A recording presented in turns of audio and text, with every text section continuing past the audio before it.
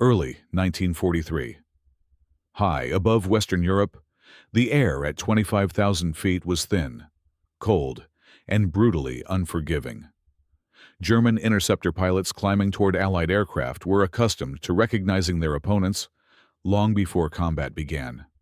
Fighters usually followed familiar shapes: single engines at the nose, narrow fuselages slicing through the sky, wings stretching out on either side like the outline of every aircraft they had trained to fight.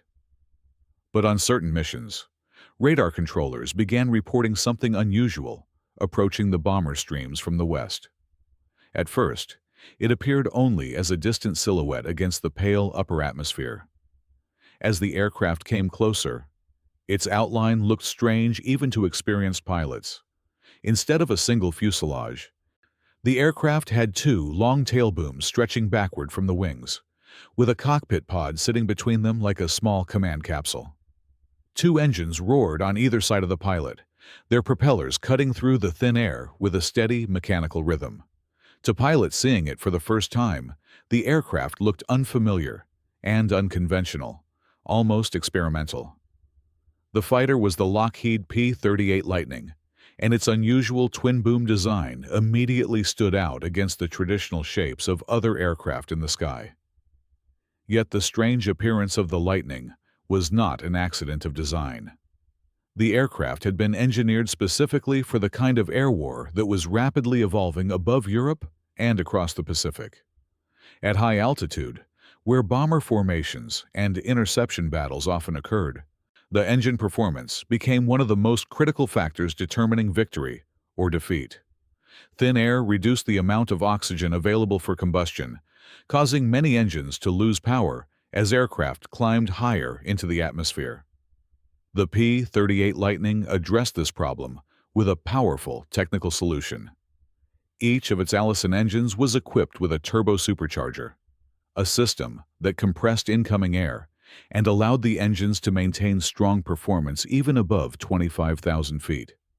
This meant that while some fighters struggled to maintain speed and climb at extreme altitudes, the Lightning could continue operating with impressive power and stability. Its twin-engine configuration also gave the aircraft long range and strong acceleration, though while the concentrated nose-mounted armament allowed pilots to deliver precise bursts of fire directly toward their targets. What had initially looked like an odd and unconventional aircraft soon revealed itself to be something very different, a fighter built specifically for high-altitude combat. And as more of these twin-boom aircraft began appearing over Europe, pilots on both sides of the conflict started to realize that the strange-looking Lightning had been designed for exactly the environment where many of the war's most important air battles would take place. When the air war over Europe intensified, German fighter doctrine had already been shaped by years of combat experience. The backbone of the Luftwaffe fighter force consisted of aircraft such as the Messerschmitt B F-109 and later the Focke-Wulf FW-19 machines built around the traditional concept of a single powerful engine pulling a streamlined fuselage through the air. These fighters were fast, agile, and optimized for interception. German pilots trained to climb rapidly toward incoming bomber formations, strike with concentrated bursts of fire, and then disengage before enemy escorts could respond. The design philosophy behind these aircraft was simple. A lighter airframe and a single engine meant less drag, better acceleration, and sharper maneuverability in aerial combat. When intelligence reports and early sightings began describing a new American fighter with two engines and a twin-boom structure, many Luftwaffe pilots initially assumed it would share the weaknesses of earlier twin-engine fighters. Larger aircraft with two engines had often served as heavy fighters or long-range patrol machines, not as agile dogfighters capable of matching single-engine interceptors in fast aerial engagements. German experience earlier in the war reinforced this assumption. Aircraft such as the Messerschmitt Bf-110, which had been introduced as a heavy fighter, demonstrated both the potential and the limitations of twin-engine designs.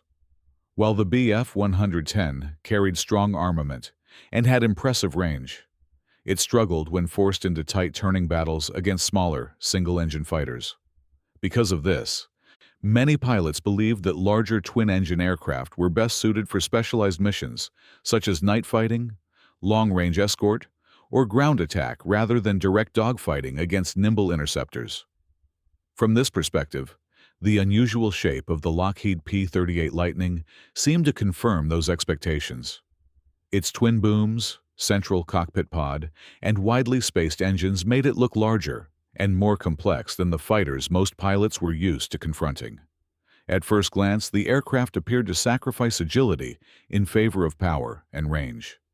To many observers seeing it in photographs or brief encounters, the Lightning looked like an aircraft designed for long patrol missions rather than intense, high-altitude fighter combat. Yet this early judgment was based largely on appearance rather than on the aircraft's actual capabilities. The engineers who designed the P-38 had focused on solving a different challenge entirely: building a fighter that could maintain strong performance in the thin air of high altitude while traveling long distances across expanding battlefronts. As the air war continued and encounters with the Lightning became more frequent, pilots on both sides of the conflict would begin to discover that the aircraft's unusual design was built to excel exactly where the demands of the war were rapidly moving. The Lockheed P-38 Lightning was not designed to follow the traditional formula that most fighter aircraft of the early war had followed. Instead, it was built around a specific operational requirement issued by the United States Army Air Corps in the late 1930s. The military wanted a fighter that could climb quickly, fly long distances, carry heavy armament, and maintain strong performance at high altitude. Meeting all of these requirements with a single-engine aircraft would have been extremely difficult. So Lockheed engineers approached the problem from a different angle. They created a fighter with two engines mounted on long tail booms, while the pilot and weapons were placed inside a central cockpit nacelle.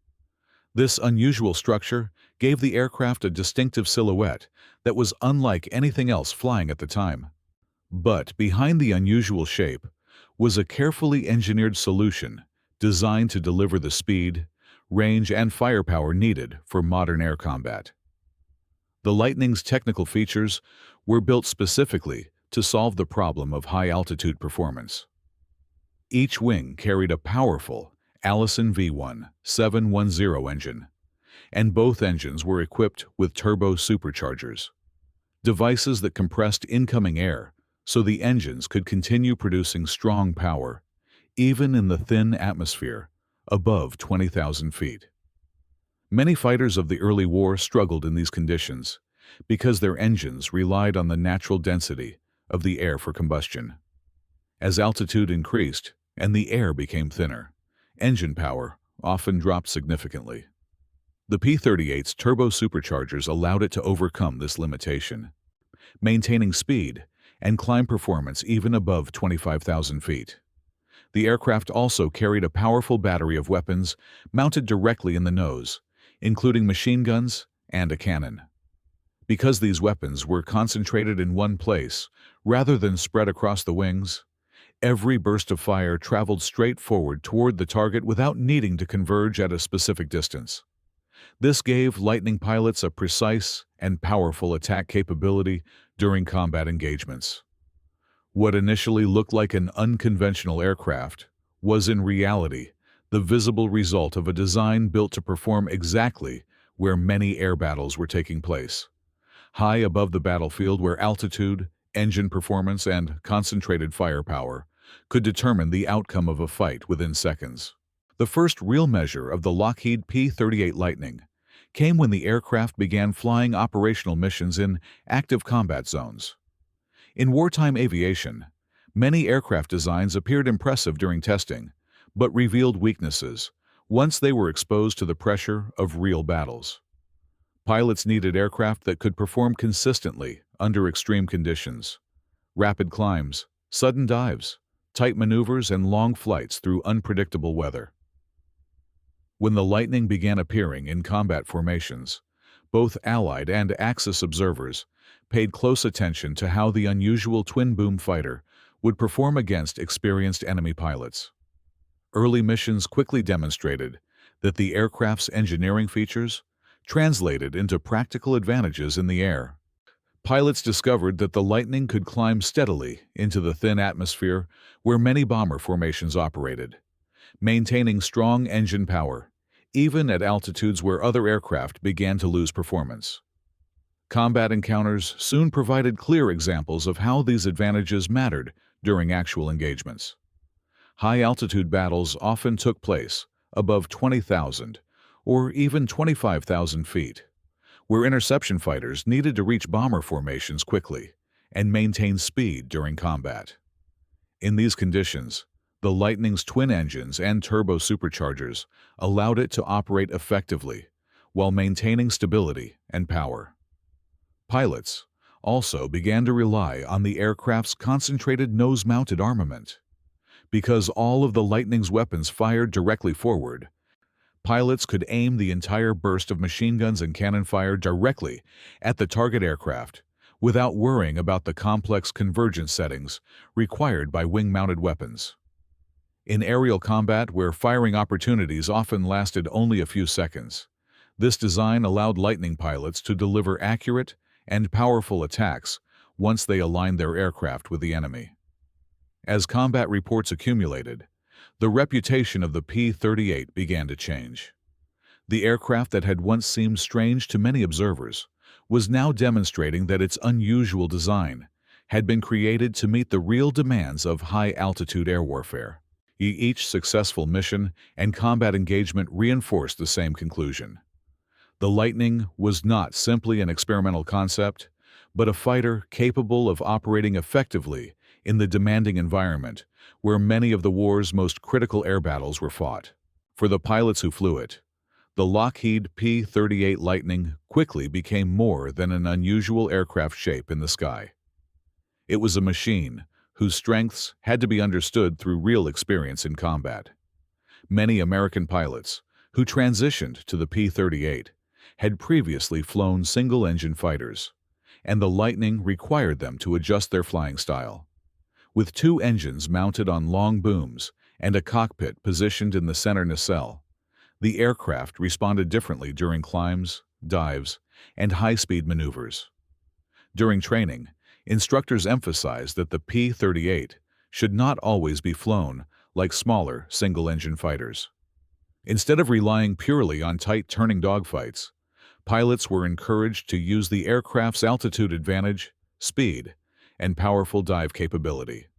This approach allowed Lightning pilots to control the engagement from above, observing enemy formations and choosing the moment to strike. Pilots who mastered these tactics began to appreciate how well the Lightning performed in the high-altitude environment where many important air battles took place. At heights exceeding 25,000 feet, where the air was thin and temperatures dropped dramatically, the aircraft remained stable and responsive thanks to its turbo-supercharged engines. Lightning pilots often used altitude as their greatest advantage. By climbing above enemy formations, they could dive through the fight with speed and concentrated firepower before climbing again for another attack. The aircraft's nose-mounted weapons made these attacks especially effective. Because the machine guns and cannon were grouped together in the nose, every round traveled directly toward the target rather than spreading out across the wings. Pilots only needed to align the aircraft with the enemy for a moment to deliver a powerful burst of fire. Over time, these experiences shaped the way pilots viewed the aircraft. The strange twin-boom fighter that had initially looked unconventional became a machine respected for its ability to operate at altitude, travel long distances, and deliver precise firepower in combat. Through the experiences of the men flying it in real missions, the Lightning gradually earned a reputation as a fighter built for the high-altitude battles that defined much of the war in the skies above Europe and the Pacific. As the Lockheed P-38 Lightning continued proving itself in combat, its impact began extending beyond individual dogfights and interception missions. The aircraft's unusual design had been created to solve several specific problems at once: high-altitude performance, long operational range, and concentrated firepower. As Allied air operations expanded across Europe and the Pacific, these qualities became increasingly valuable. The air war was no longer limited to short defensive patrols near airfields. Strategic bombing campaigns were reaching deeper into enemy territory. Reconnaissance aircraft were flying over distant regions, and large formations of bombers and fighters were beginning to operate across wide areas of the battlefield. In this environment, the fighters that could travel long distances while maintaining strong performance at altitude became critical assets. The P-38 Lightning was one of the few aircraft capable of fulfilling these demands. With two engines providing reliable power and endurance, the aircraft could remain in the air longer than many single-engine fighters, while still retaining the ability to engage enemy aircraft effectively. The Lightning's role became particularly important in missions where altitude and distance both played decisive roles. Strategic bombers, such as the B-17 Flying Fortress and B-24 Liberator, often flew their missions above 20,000 feet, where the thinner atmosphere made interception more difficult for ground defenses, but also placed additional strain on aircraft engines. Fighter escorts needed to reach those altitudes quickly and remain there long enough to defend the bomber formations from enemy fighters.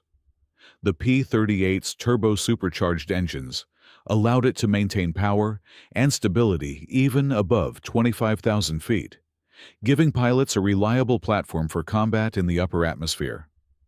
At the same time, the aircraft's long range allowed it to operate across regions where the distance between bases and combat zones was extremely large.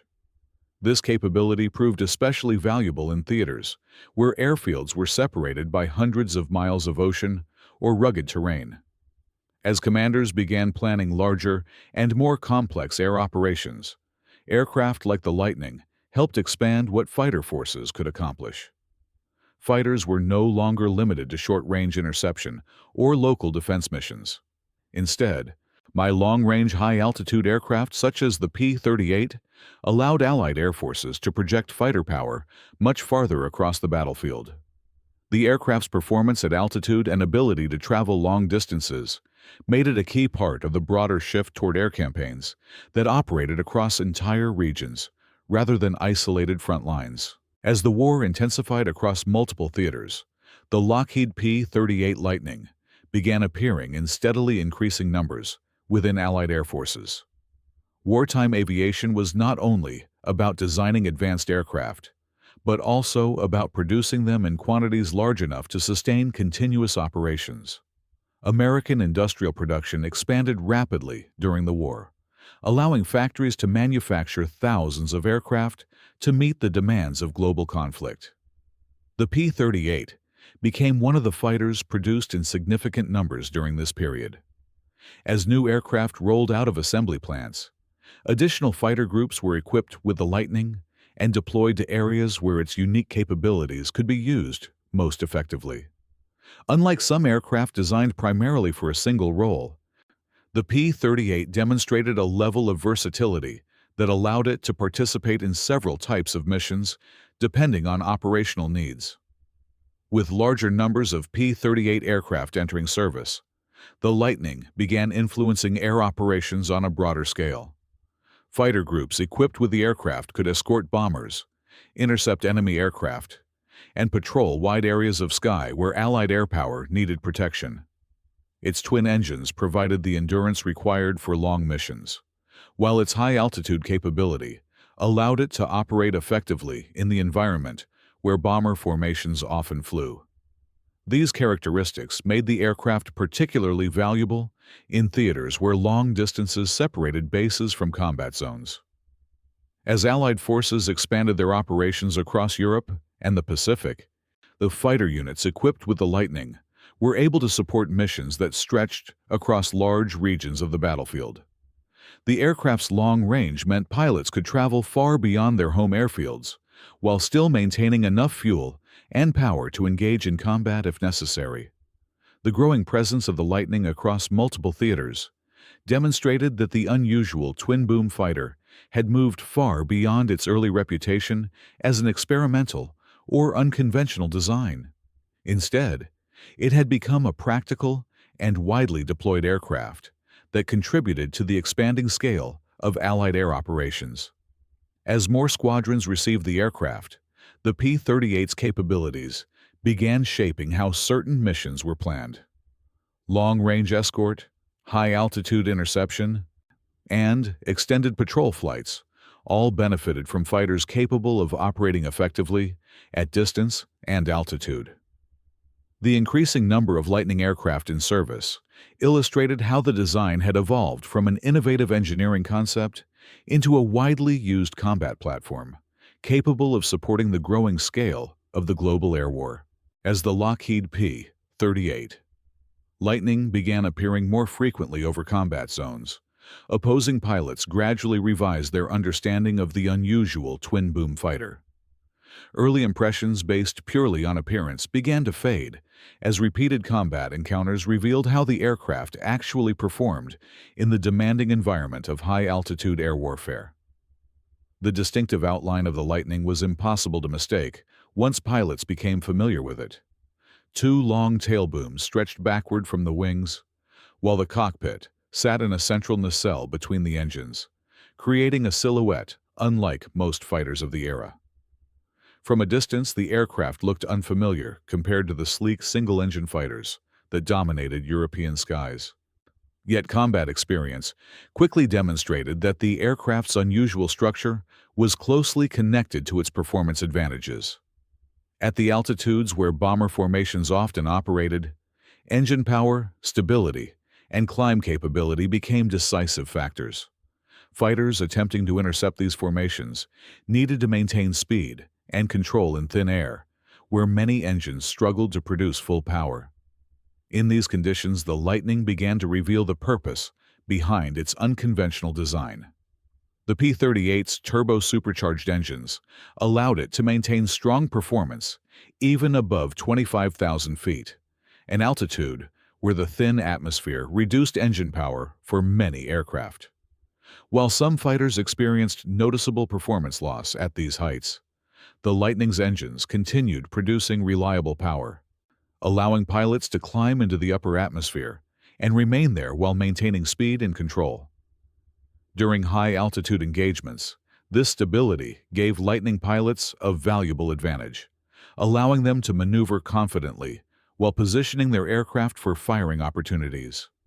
Another feature that quickly gained attention among opposing pilots was the aircraft's concentrated nose armament. Instead of spreading its weapons across the wings, the Lightning carried its machine guns and cannon directly in the nose, meaning that every round traveled forward in a tight and focused pattern. In aerial combat, where firing windows often lasted only a few seconds, this configuration allowed Lightning pilots to deliver precise and powerful bursts once they aligned their aircraft with a target. Over time, these characteristics reshaped how the aircraft was perceived by the pilots who encountered it. What had once looked like an unconventional design gradually revealed itself to be a fighter built for the very conditions where modern air combat was taking place. High above the battlefield, where altitude placed heavy demands on both machines and pilots, the Lightning proved that its unusual structure had been engineered to perform effectively in the environment where many of the war's most intense aerial engagements occurred. The arrival of the P-51 Mustang did not single-handedly decide the air war over Europe, but it played a significant role in reshaping the balance between Allied bombers and German air defenses. By solving the problem of long-range fighter escort, the Mustang allowed bomber formations to strike targets deep inside Germany with far more consistent protection than before. Strategic bombing missions that had once faced the greatest danger near their targets could now rely on escort fighters throughout much of the journey. This reduced the opportunities for German interceptors to attack isolated bomber formations and forced the Luftwaffe to fight under increasingly difficult conditions. The impact was cumulative rather than immediate. Each mission that reached German industrial regions with escort fighters added pressure on factories, transportation networks, and fuel production facilities that were already under strain from years of war. At the same time, The presence of Allied fighters over Germany placed additional demands on Luftwaffe units, tasked with defending the Reich. German pilots who once focused primarily on attacking bombers now had to contend with escort fighters capable of challenging them directly. Over time, this shift contributed to a broader change in the air war. Allied air forces gained greater freedom to operate over Europe, while German fighter units faced growing difficulty in organizing large, coordinated interception attacks. The long-range escort provided by the P-51 Mustang made it harder for the Luftwaffe to isolate bomber formations, and easier for Allied fighters to contest control of the skies above Germany. Combined with the scale of American aircraft production and the expanding network of Allied airfields across Britain and continental Europe, the Mustang helped create conditions in which the strategic bombing campaign could operate with increasing effectiveness. The aircraft itself was only one element in a much larger system that included bomber forces, industrial production, trained pilots, and logistical support. Yet within that system, the P-51 Mustang represented the closing of a critical gap that had once limited the reach of Allied air power. When escort fighters could travel as far as the bombers they protected, the air war over Europe entered a new phase, one in which the skies over Germany were no longer controlled by the defenders alone. The P-51 Mustang did not win the air war alone, but it closed the distance that once protected Germany's skies. When long-range escorts finally reached Berlin, the strategic bombing campaign entered a new phase. From that point forward, the Luftwaffe was no longer fighting bombers alone. It was fighting the fighters that came with them.